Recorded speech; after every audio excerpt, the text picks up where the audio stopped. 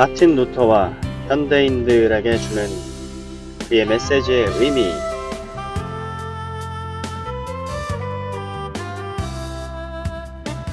종교개혁은 오직 한 가지입니다. 하나님의 역사를 본다는 것입니다. 이것이 유일한 설명입니다.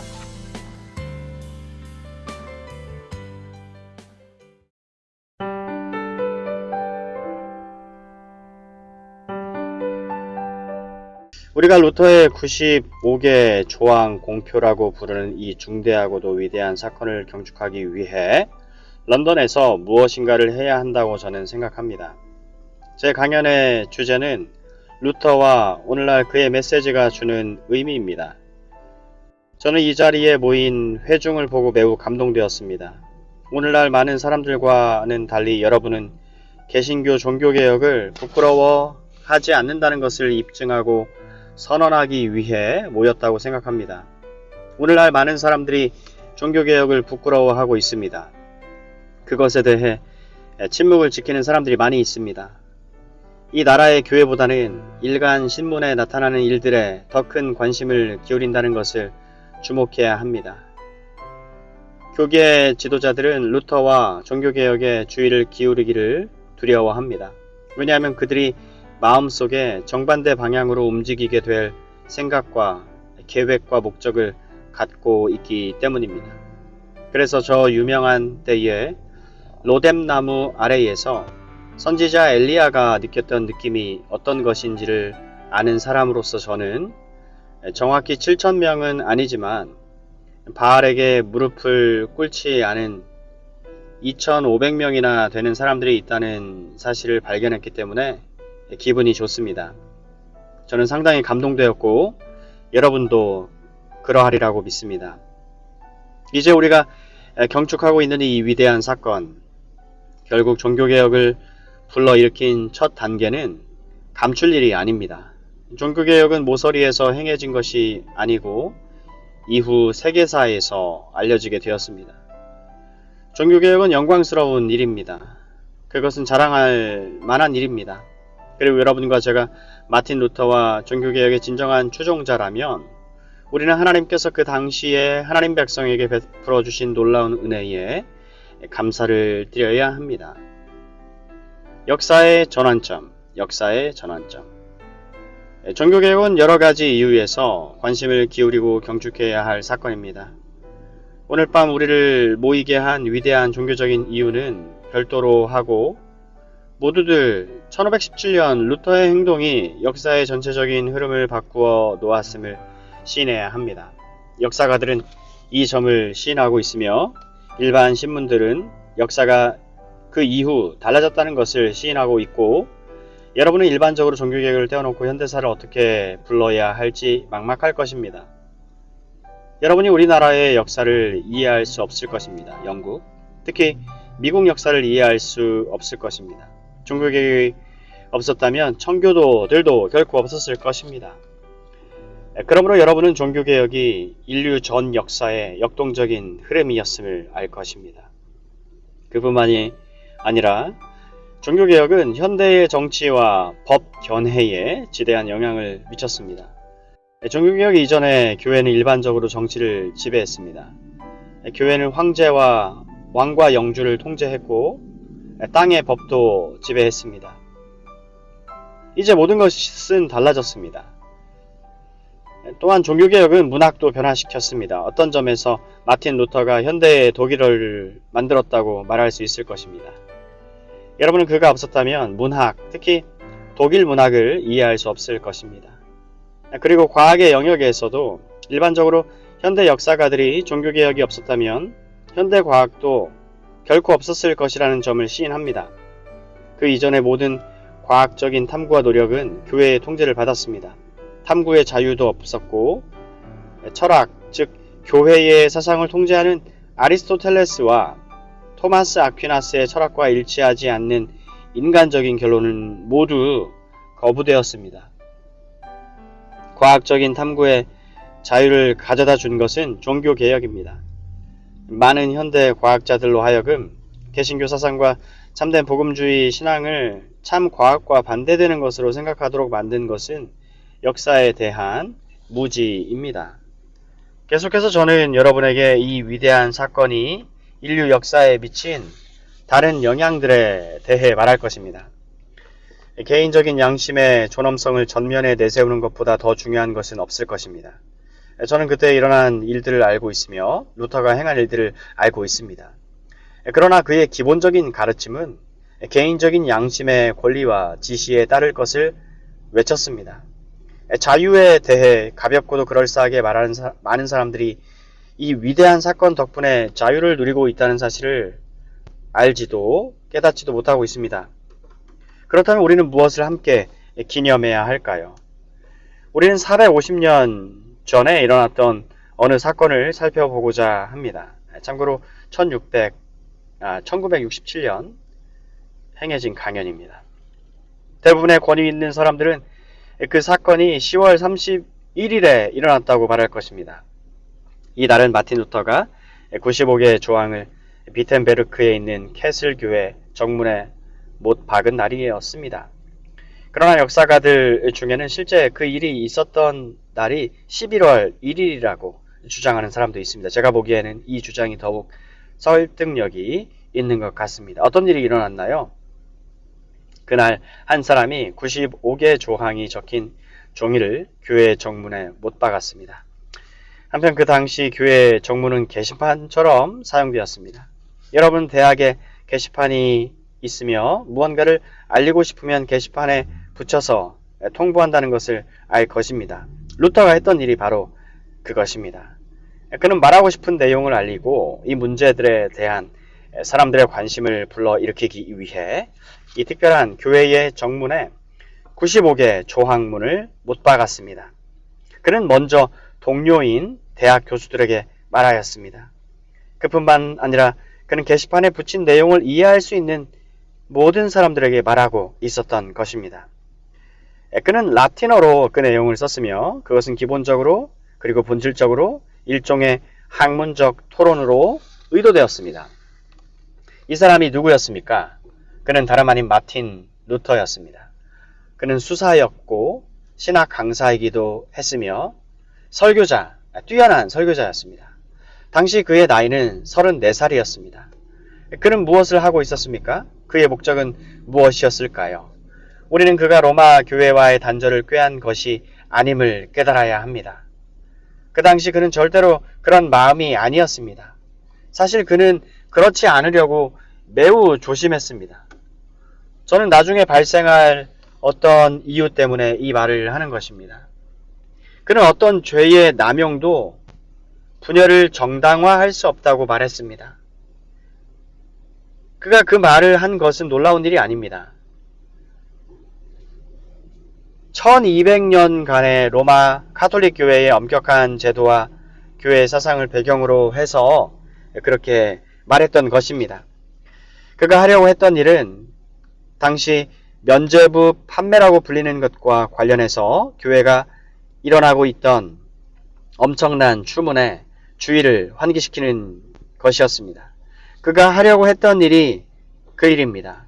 하지만 그렇게 함으로써 그는 자기도 모르는 사이에 결국 종교개혁과 더불어 새 교회인 즉 개신교회로 첫 발을 내디딘 것입니다. 면죄부 문제는 무엇이었습니까? 왜 루터는 그토록 염려했을까요?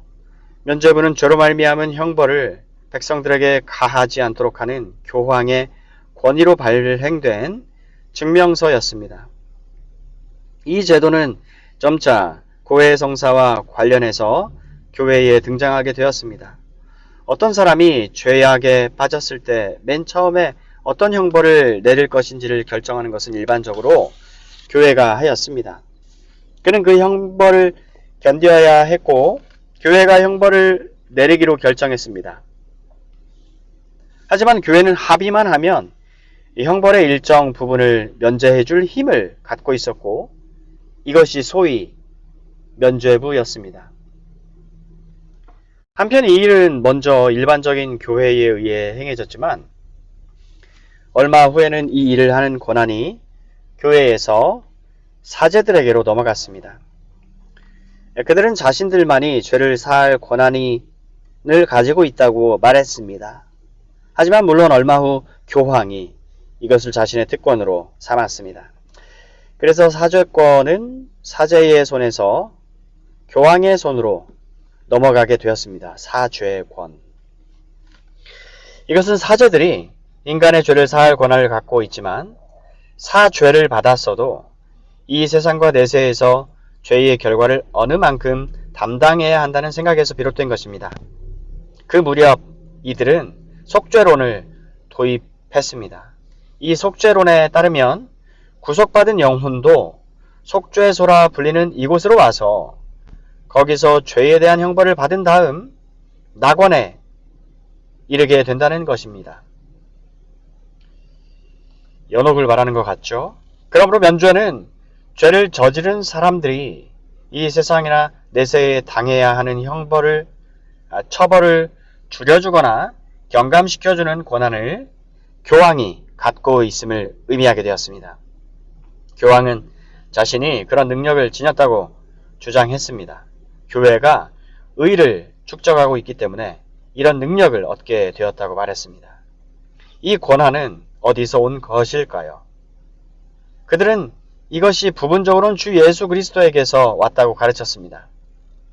뿐만 아니라 이들은 교회 성도들의 삶에서 왔다고 가르치며 이들은 이 성도들이 자신들을 가리기에 충분한 일을 했을 뿐만 아니라 충분한 의를 만들었고 풍성한 의를 만들어내었다고 가르치며 이것을 공덕이라고 불리었습니다. merit. 이렇게 교회는 말하자면 교황의 권한하에 있는 은혜를 축적해 두었다가 자신이 선택하는 사람에게 그것을 줄 수 있었고 그는 면죄 증명서를 줌으로써 죄를 경감시켜 주는 것이 되었습니다. 바로 이것이 면죄라는 용어의 진짜 의미입니다. 교황은 때때로 아무 대가 없이 면죄 증명서를 발급해 주었습니다. 하지만 자주 그랬던 것은 아닙니다. 그는 일반적으로 돈을 받고 이 일을 했습니다. 그것은 십자군 전쟁 때 하나의 사업이 되었습니다. 십자군에 가담하는 사람은 누구든지 면죄를 받았습니다. 하지만 십자군 전쟁이 끝난 뒤에는 면죄는 점차 다른 사람들에게로 확대되었습니다.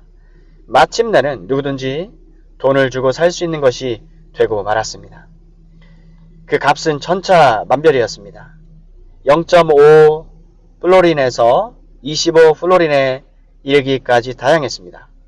그리고 루터의 행동을 유발시킨 독직 행위는 바로 여기서 발생했습니다. 세월이 지나면서 이 관행은 더욱더 난무하게 되었고 1507년에는 악습이 되고 말았습니다. 루터는 1483년에 태어났습니다. 1507년 교황 줄리어스 2세는 로마의 저 유명한 성 베드로 대성당을 재건하기로 결정했습니다. 이 작업은 어마어마하게 컸습니다. 여러분이 일찍이 그 자리에 있었다면 그것을 보았을 것입니다. 예술가의 관점에서는 이것이 얼마나 웅장한지를 알 것입니다. 물론 이 작업은 엄청난 비용이 드는 일이었습니다. 이 비용을 충당코자 교황은 면죄부를 대량 발매하기로 결심했습니다. 그는 면죄부를 팔아 이런 식으로 필요한 돈을 모으도록 세계 각처에 분배했습니다. 루터가 살고 있던 독일에서는 성 베드로 대성당 재건을 위해 모으도록 할당된 액수가 52,000 플로린이었습니다. 따라서 일이 빈틈없이 추진되어야 했습니다. 그 당시 23살의 나이로 두 번이나 대주교가 되었던 사람이 있는데 그의 이름은 마인즈 알버트였습니다. 물론 그는 이 고위직에 앉기 위해 많은 돈을 지불해야 했으며 교황에게 돈을 지불하기 위해 유명한 은행에서 돈을 빌려야 했습니다.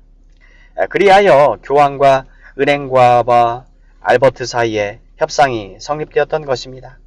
즉 면죄부를 팔아 모은 돈의 절반은 성 베드로 성당을 재건토록 로마에 보내고 나머지 절반은 알버트와 그에게 돈을 빌려준 은행가들이 나누어 갖도록 했습니다. 테첼이라는 이름의 악명 높은 한 악당이 돌아다니면서 면죄부에 대해 설교하고 사람들에게 돈을 주고 살 수 있는 놀라운 물건인 면죄부에 대해 말하도록 임명이 되었습니다. 그의 말에는 다음과 같은 내용이 들어 있습니다. 플로린이 금고에 떨어질 때 영혼이 연옥의 불에서 뛰어놀았습니다. 그는 거기서 더 나아가 뻔뻔스럽고도 거만하게 인간이 동정녀 마리아에게 더러운 성적인 공격을 가해도 돈만 내면 면죄를 받을 수 있다고 말했습니다. 이 모든 일은 무서운 독직 행위가 되었고 루터가 살고 있던 독일에서 더욱 그러했습니다. 그래서 루터는 늘 이 문제를 놓고 씨름했습니다. 그는 백성들이 죄사함을 받으려고 이 면죄부 판매에 의지하고 있다는 것을 알고 있었습니다. 목회자요 설교자로서 걱정이 되었습니다. 백성들이 기만당하는 것을 볼 수 없었습니다. 기만당하는 것을 볼 수 있었습니다. 하지만 이 모든 일은 위기에 봉착하게 되었습니다. 루터가 살면서 가르치던 비텐베르크에서 대축제가 열릴 예정이었습니다. 이 축제는 색소니 엘렉터가 정규적으로 개최하던 일종의 유품 전시회였습니다. 루터는 색소니 엘렉터의 관할 하에서 살고 있었습니다. 그는 십자가의 성물과 다른 여러 가지 물건을 갖고 있다고 주장했습니다. 그는 이런 류의 유품 전시회를 갖곤 했으며 1517년 11월 1일에 이 전시회가 개최될 예정이었습니다. 루터는 사람들이 사방에서 모여들 것임을 알고 있었습니다. 왜냐하면 그들은 유물 전시회를 방문해서도 면죄를 받을 수 있었기 때문입니다. 하지만 동시에 그는 많은 사람들이 이 무서운 테첼이란 자의 설교를 들으러 올 것임을 알았습니다. 루터는 영혼이 혼란스러웠습니다. 그래서 결국 95개 조항을 문에 내걸게 되었던 것입니다. 그는 교회에서 일어나고 있는 이 독직 행위, 이 죄악에 대해 응징이 가해져야 한다고 말했습니다. 이것이 당시 루터로 하여금 동기를 유발케 하였던 것입니다. 그는 우선 이 무서운 일에 주의를 환기시키고 그것을 고쳐보고 싶었습니다. 우리는 정확하고 참된 사실을 알아야 합니다. 그래서 저는 여러분에게 당시 그 시점에서 루터가 면죄부 그 자체의 이의를 제기하지 않았음을 상기시키고자 합니다. 로마 가톨릭의 사제요, 가톨릭 사상으로 가르침 받은 그는 면죄가 올바른 방식으로 이루어지는 한 그것은 옳다고 믿었습니다. 그러므로 이때의 그의 목적은 오로지 교회 전체, 교회의 가르침을 공격하는 것이 아니라 면죄부와 관련된 이 무서운 죄악을 고치는 것이었습니다. 우리는 이 점에 관심을 가지고 여기서 몇 가지 교훈을 얻을 수 있을 것입니다. 비록 그의 주된 목적이 면죄부의 남용을 처리하고 개선하는 것이었다 하더라도 그는 이 일을 하다가 마침내 교리의 전체적인 개혁과 결국에는 로마 교회로부터 분리되었던 것입니다. Separation. 95개 조항. 그러나 그 문제를 다루기 전에 이 명제의 특성에 대해 살펴보기로 하겠습니다. 그가 문에 내건 명제의 머릿말은 다음과 같습니다.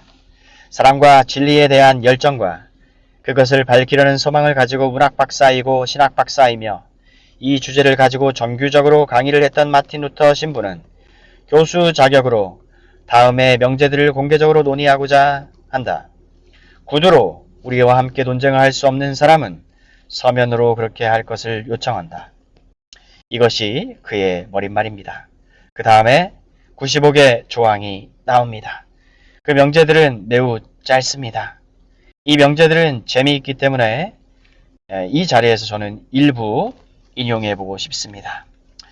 첫 번째 명제에서 루터의 신학이 어떤 것인지를 살펴볼 수 있습니다. 우리 주요, 주인 되신 예수 그리스도께서 회개하라고 말씀하셨을 때 그는 신자들의 온 삶이 회개의 삶이 되기를 바라셨다.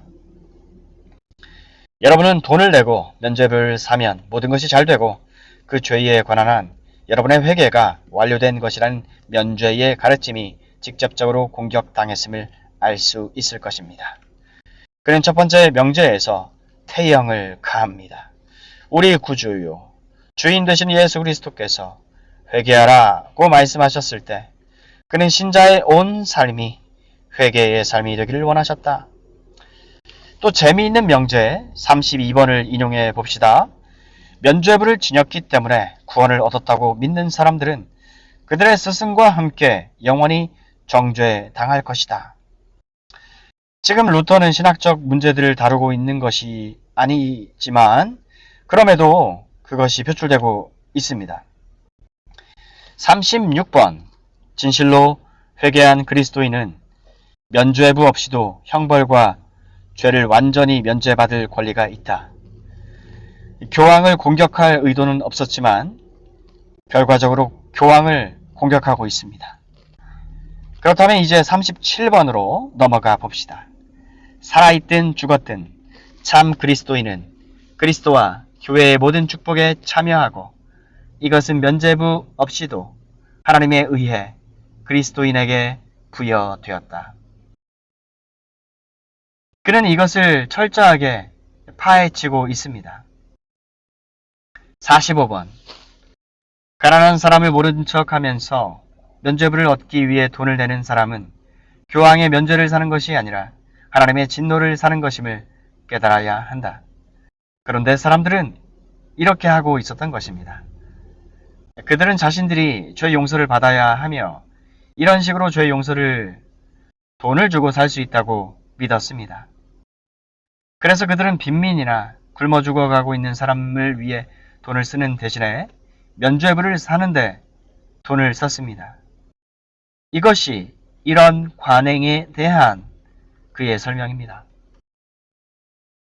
46번 그리스도인들은 가족의 부양을 위해 충분히 비축해 두어야 하며 면죄부를 사느라고 돈을 낭비해서는 안 된다는 가르침을 받았다. 이것은 그야말로 걸작이 아닙니까? 그렇지만 루터의 관심은 잘못된 것을 고치는 데 있었습니다. 계속해서 봅시다. 62번 교회의 참된 보물은 하나님의 영광과 은혜의 가장 거룩한 복음이다.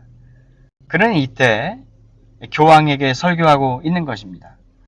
복음은 교회의 진정한 보물이지, 선물이지, 성도들의 공덕의 결과로 축적된 건물이 아니라는 것입니다.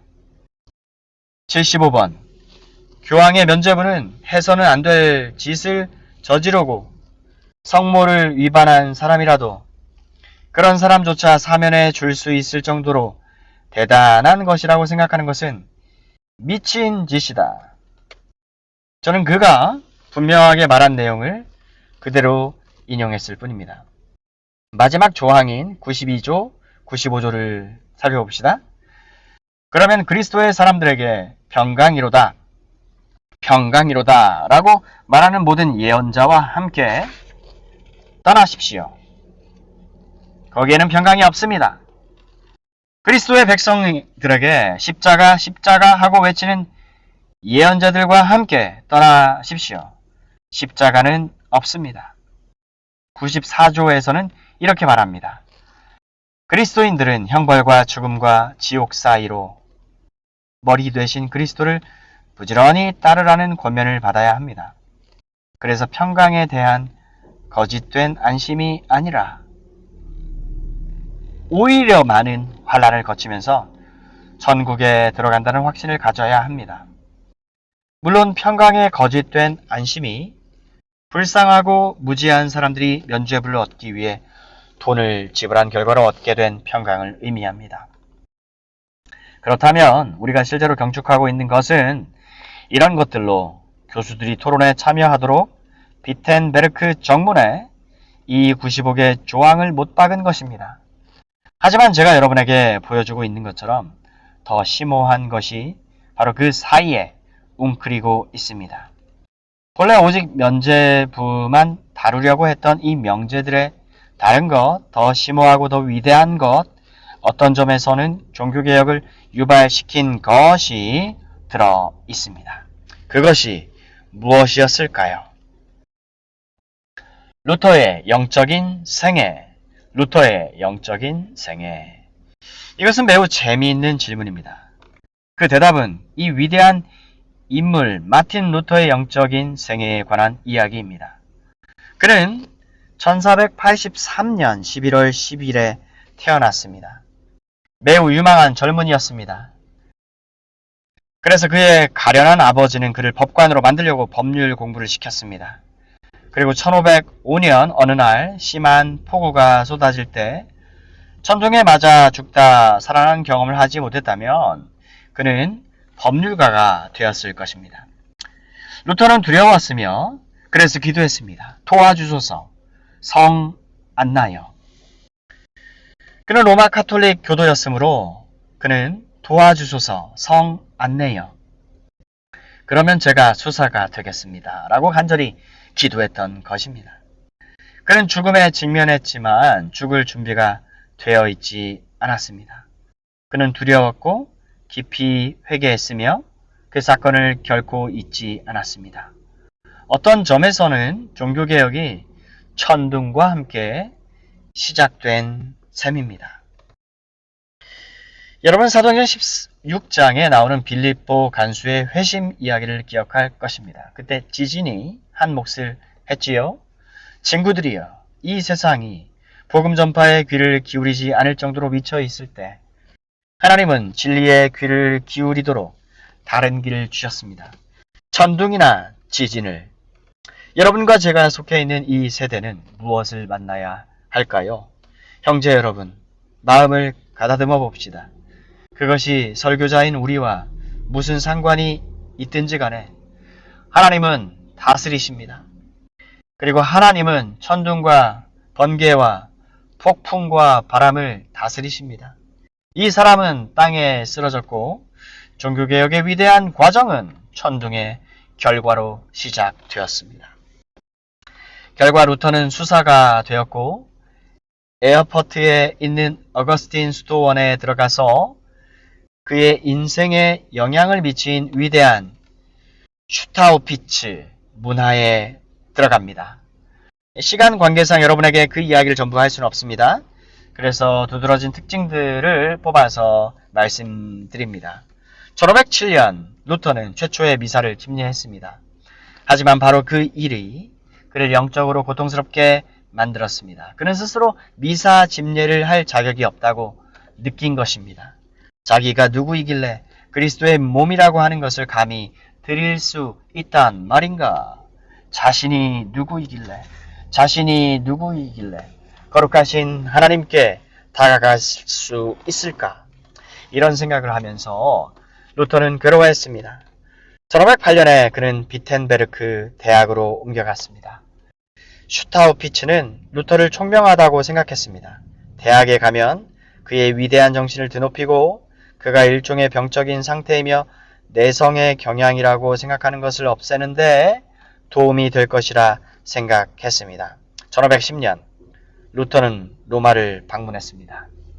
이 방문에 관한 이야기가 있습니다. 하지만 우리는 역사의 전설들을 전부 믿을 수는 없습니다. 그것은 중요하지 않습니다. 그의 회심은 1510년 로마에서 있었던 것이 아닌 게 분명합니다. 1512년 루터는 어거스틴 수도원의 수도원장이 되었습니다. 동시에 신학 강사 내지 교수로 임명되었습니다. 하지만 이 기간 동안 그를 괴롭힌 커다란 문제가 있었는데 그것은 내가 은혜로운 하나님을 어떻게 발견할 수 있을까 하는 것이었습니다. 그는 하나님의 정의와 공의를 알았습니다. 그는 하나님의 법을 두려워했습니다. 그러나 내가 어떻게 은혜로운 하나님을 발견할 수 있을까 하고 물었습니다. 이것이 루터가 안고 있던 문제였습니다. 내가 어떻게 죄 용서의 확신을 얻을 수 있을까? 한 권위 있는 학자는 이에 대해 다음과 같이 말했습니다. 1505년부터 15년까지 루터가 염려했던 것은 교회의 개혁이 아니고 루터 자신, 루터의 영혼, 루터의 구원일 뿐 그 이상은 아니었다. 그의 관심은 지극히 개인적이었다는 것입니다. 여기에 죄의식을 느끼고 평강을 발견할 수 없는 사람이 있습니다. 여기에 용서를 구하는 사람이 있는데 아무도 그에게 그것을 얻을 방법에 대해 말해줄 수가 없었습니다. 그래서 이렇게 줄곧 루터는 영적인 갈등을 겪었습니다. 그의 스승 슈타우피츠는 그에게 신비주의 서적을 읽어보라고 권했으며 루터는 그리했습니다. 그는 성 버나드의 책을 읽었습니다. 그는 독일에 출연했던 타울러라는 이름의 위대한 설교자의 설교집도 읽어보았습니다. 그는 테올로기아 게르마니카, 즉 독일 신학이라고 불리는 놀라운 소책자를 읽어보았습니다. 이 소책자는 그가 일찍이 재판한 최초의 책입니다. 이 책도 일종의 신비적인 신학 서적이었습니다. 여러분도 그 책을 구해볼 수 있습니다. 그는 이 책을 읽었는데 이 책은 그에게 얼마간 도움을 주었습니다. 그리고 루터는 잠시 동안 신비주의가 빠져나갈 길이 될 것이라고 생각했습니다. 하지만 잠시 후 그는 신비주의의 방식으로는 평강을 얻을 수 없다는 것을 알았습니다. 그는 이미 자신의 공적으로 그것을 얻을 수 없음을 보았지만 이제 신비주의도 매우 교묘한 형태의 공적이라는 사실을 깨닫게 됩니다. 이런 교훈을 얻은 루터는 자기 포기를 위해 노력해야 했습니다. 이것은 매우 무서운 일이었습니다. 자신의 자아를 포기한다는 것 또는 여러분의 자아를 버린다는 것은 의의 외적인 행동을 실행하는 것보다 훨씬 더 어려운 일입니다. 그래서 루터는 신비주의 역시 문제를 해결해 주지 못한다는 것을 알았습니다. 그는 이처럼 자아를 포기하고 하나님께 헌신하기 위해 애쓰고 노력했습니다. 그러다가 그는 다시 성경으로 돌아왔습니다. 그리고 이때 그에게 재미있는 일이 일어났습니다. 사실상 그가 진리를 발견하게 된 것은 학생들을 위한 강의와 평신도들을 위한 설교 준비를 하던 중에였습니다. 그의 이러한 준비는 하나님께서 그에게 확신을 심어주기 위해 사용하신 수단이었던 것입니다. 1515년부터 16년까지 루터는 로마서에 대해 강의했습니다. 그리고 그가 이 서신을 연구하고 강의 준비를 하던 중에 서서히 진리가 그에게 동터오기 시작했습니다. 또 다른 요소도 있었습니다. 위대한 성 어거스틴의 작품에 대한 관심이 다시 고조되었습니다. 그의 관심은 1509년경에 시작되었습니다. 그리고 루터도 다른 사람들처럼 어거스틴의 작품을 읽기 시작했습니다. 루터는 어거스틴의 참회록을 읽었습니다. 그의 유명한 두 권으로 된 책, 신의 도성, 그리고 참된 종교와 기독교 교리도 읽었습니다. 시편과 로마서 강해도 읽었습니다. 강의를 준비하면서 루터는 어거스틴이 자신에게 도움이 될지도 모른다는 생각에 어거스틴의 시편과 로마서 강해를 읽었으며 점차로 그는 어거스틴의 이 두 책을 통해 가르침을 이해하고 믿기 시작했습니다. 그러나 루터는 어쨌든 믿음으로 말미암아 의롭다 하심을 얻는다는 원리를 알았습니다. 그 원리에 잘못된 면도 있었지만 본질적으로 그는 그 원리를 고수했던 것 같습니다.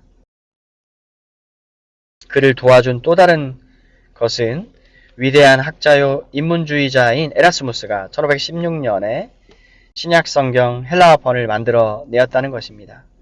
이 모든 일이 루터에게 도움이 되었습니다. 하지만 제가 침례교 타임지의 사설에서 읽은 것으로 생각되는데 종교개혁이 사실상 르네상스의 결과라고 말하는 것은 매우 잘못된 것입니다. 그렇지 않습니다. 르네상스는 종교개혁에 조금이나마 도움이 되었던 것은 사실입니다. 하지만 이 좋은 본문을 만들어내고 일반적인 사상을 고취시키는 데는 기여했지만 루터 자신이 말하듯이 어떤 연구나 지식도 우리에게 성령에 대한 통찰력을 줄 수는 없었습니다. 말씀의 창시자를 제외하고는 거룩한 말씀에 능통한 해석자는 없습니다.